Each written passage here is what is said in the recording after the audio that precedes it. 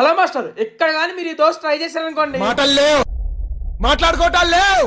నిజమే మాస్టర్, ఇక్కడ జనాలు చూస్తే పరిస్థితి అలాగే ఉంటుంది అనమాట. ఇక దోశ చూడండి, దోచుకుని తినేయాల్సింది అంతే అనమాట.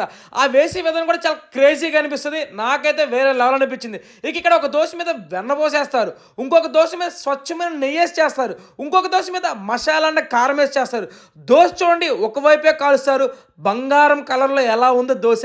ఇక దీంట్లో అయితే వాళ్ళు ఇచ్చే చట్నీ అయితే వేరే లెవెల్ మాస్టర్. చట్నీకి అయితే పెద్ద ఫ్యాన్ అయిపోవచ్చు అనమాట. ఇక వెన్నపోస అయితే మనకు కావాల్సినంత వేస్తారు మాస్టర్. హ్యాపీగా ఒక దోశని అలా ఇచ్చి వెన్నపూసలో ముంచి వాళ్ళు ఇచ్చిన గట్టి చట్నీతో ఒక టచ్ ఇచ్చి నోట్లో పెట్టుకు తింటా ఉంది నా సామిరంగా వేరే లెవెల్ గురించి.